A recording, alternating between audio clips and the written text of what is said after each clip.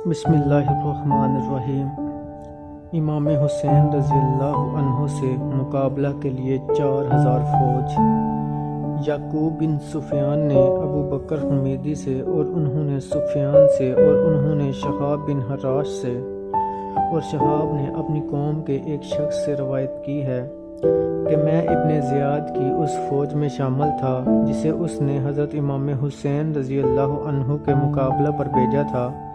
اس فوج کی تعداد 4000 تھی۔ یہ فوج دیلم پر حملہ کرنے کے لیے تیار تھی، لیکن ابن زیاد نے دیلم کی طرف روانگی روک کر اسے حضرت امام حسین رضی اللہ عنہ کے مقابلے پر بھیج دیا۔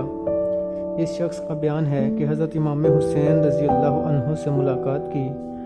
آپ کے سر اور آپ کی داڑھی کے بال سیاہ تھے۔ میں نے کہا، السلام علیکہ یا ابا عبداللہ۔ آپ نے فرمایا، وعلیکم السلام۔ آپ کی آواز میں غنہ تھا۔ آپ نے فرمایا کہ رات بھر تمہارے چوکیدار تلواریں سونتے چوری چھپے پھرتے رہے ہیں۔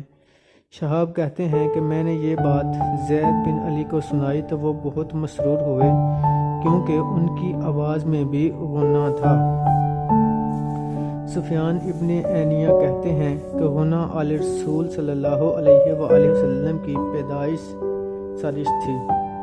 امام حسین کی دعا۔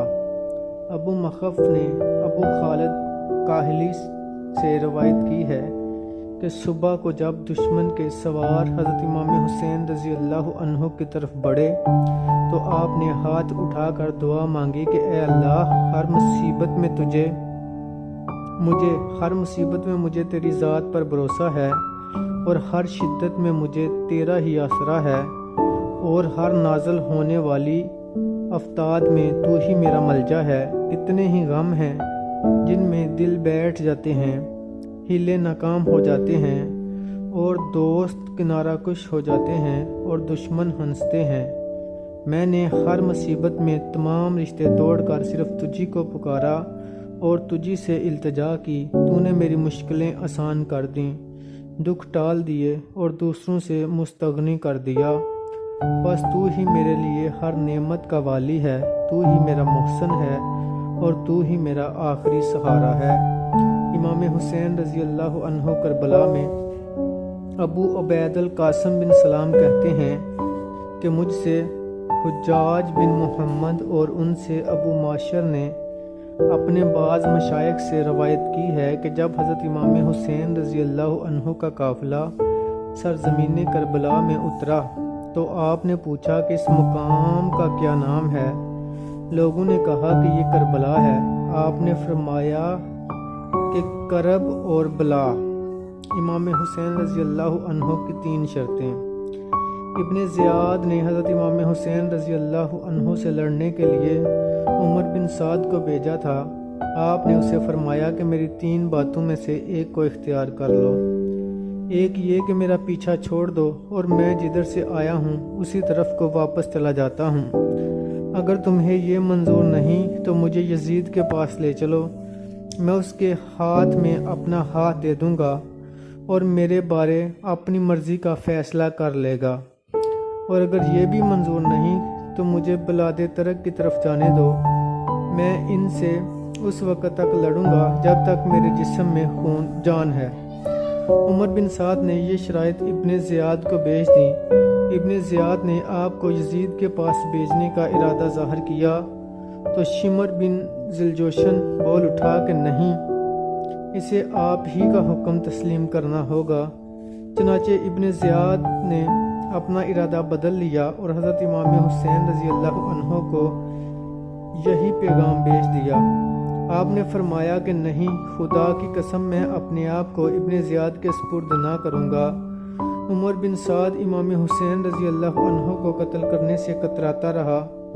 اس پر ابن زیاد نے شمر بن ذوالجوشن کو بھیج دیا اور اسے کہا کہ اگر عمر قافلہ حسین رضی اللہ عنہ پر حملہ کرے تو مقاتلہ میں کے ساتھ شامل ہو جانا، اور نہ عمر کو قتل کر دینا اور فوج کی کمان، ورنہ عمر کو قتل کر دینا اور فوج کی کمان خود سنبھال لینا۔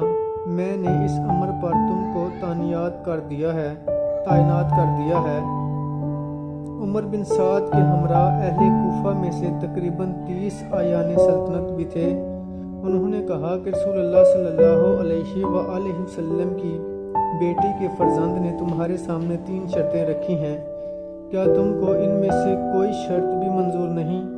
یہ کہہ کر وہ حضرت امام حسین رضی اللہ عنہ سے جا ملے۔ حضرت امام حسین رضی اللہ عنہ پر پہلا تیر۔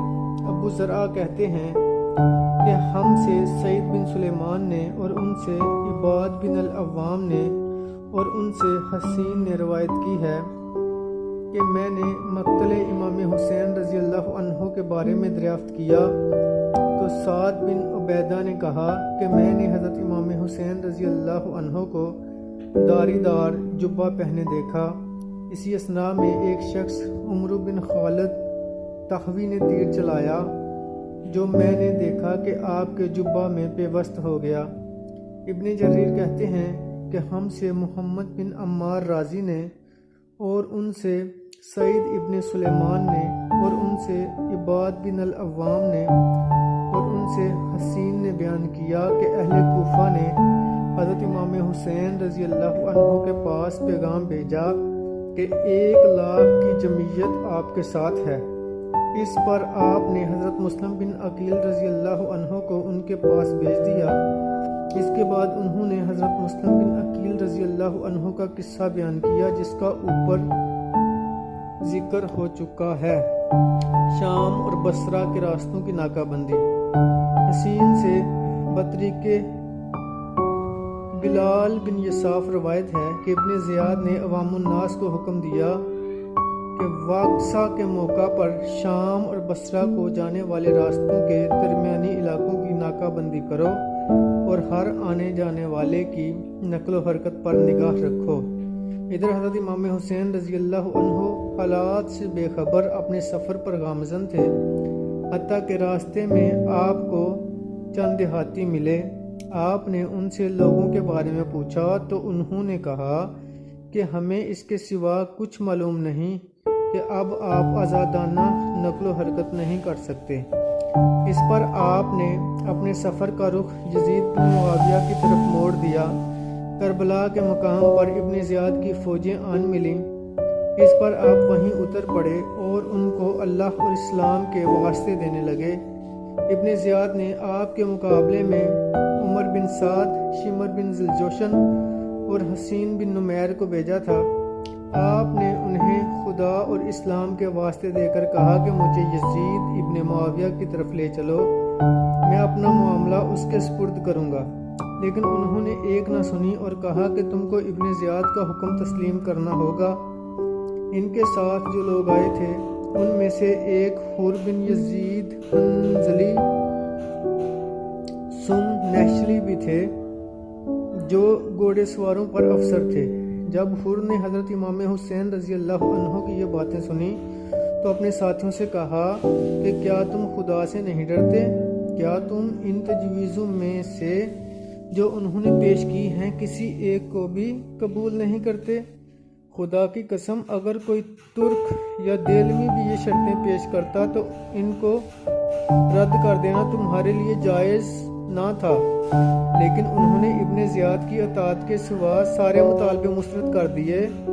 اس پر حور نے اپنے گھوڑے کے منہ پر ضرب لگائی اور قافلہ امام حسین رضی اللہ عنہ جا پہنچے۔